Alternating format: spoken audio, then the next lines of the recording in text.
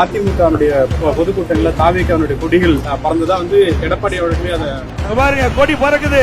நாங்க அமைதியா இருந்தோம், நீங்க எல்லாம் விவாதம் பண்ணிட்டு அப்புறம் அதுக்கு பதில் சொல்லுங்கன்னா நாங்க இல்ல. இப்ப அந்த கூட்டத்திலேயுமே தாவேக்காவுடைய கொடியை பார்த்து எடப்பாடி அவர்கள் அடித்தளம் போட்டாச்சு, ஆரம்ப பல வச்சாச்சு அப்படின்ற விஷயத்துல மாதிரி ஒரே வரியில இதை பதில் சொல்ல முடியும்.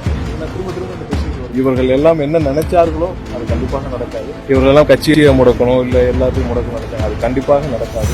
நடந்த நாடகங்கள் எல்லாம் நீங்க பார்த்து எத்தனை அமைச்சர்கள் உடனே நாடகம் நடத்துகிறார்கள். எங்களுக்கு ஒரு மாசத்துக்கு முன்னால் என்ன நிலைப்பாடோ அந்த நிலைப்பாட்டில் எங்கள் கட்சியில் எந்த மாற்றமும் இல்லை என்று மீண்டும் தேர்தல் பிரச்சாரம் ஏதாவது நடத்துவதற்கான அந்த திட்டங்கள் தீட்டப்பட்டிருக்கா, அல்லது மக்களை சந்திப்பதற்கு தாவேகா தலைவர் விஜய் சந்திப்பதற்கு எந்த மாதிரியான முன்னெடுப்புகள்? போன வாரமே நான் இதை சொல்லியிருந்தோம். என்ன கடந்த வாரமே ஹைகோர்ட்ல எங்க சார்பா இப்ப தாக்கல் செய்யப்பட்ட மனுவில் அதுல மென்ஷன் பண்ணியிருந்தது என்னன்னா, எங்களுடைய தலைவரின் பிரச்சாரத்திற்காக எங்களுக்கு அனுமதி இன்னமும் காமன் எஸ்ஓபி டிஃபைன் பண்ணாம இருக்கு, எங்களுக்கான அனுமதி வேண்டும் சொல்லி அதன் அடிப்படையில தான் 10 நாள் அவகாசம் கொடுக்கப்பட்டிருக்குது.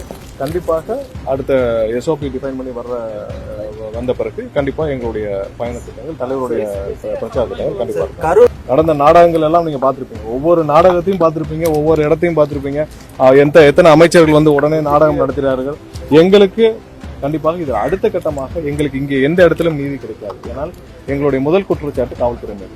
ஏன்னா எங்களுக்கு எங்கேயும் நீதி கிடைக்காது, உயர்நீதிமன்றத்தை தான் நாட வேண்டும் என்று உடனடியாக சென்னை உயர்நீதிமன்றத்தில் இந்த இடைப்பட்ட காலத்துல அதிமுகவுடைய பொதுக்கூட்டங்கள்ல தாவேக்காவுடைய கொடிகள் பறந்துதான் எடப்பாடி அவர்களே அதை இல்ல நிறைய விஷயங்கள் இந்த ஒரு மாதத்துல பத்திரிகையாளர் நிறையவரும் எல்லாரும் இல்ல நிறைய விமர்சகர்களும் நாங்க அமைதியாக இருந்தோம். பட் நீங்க எல்லாம் எங்க சம்பந்தப்பட்ட பல விமர்சனங்கள், பல விவாதங்கள் நீங்க நடத்துறீங்க. அது எல்லாத்துக்கும் இப்ப கடைசியில ஏன்ட்ட கேள்வி கேட்டு நீங்க பதில் சொல்லுங்கன்னா,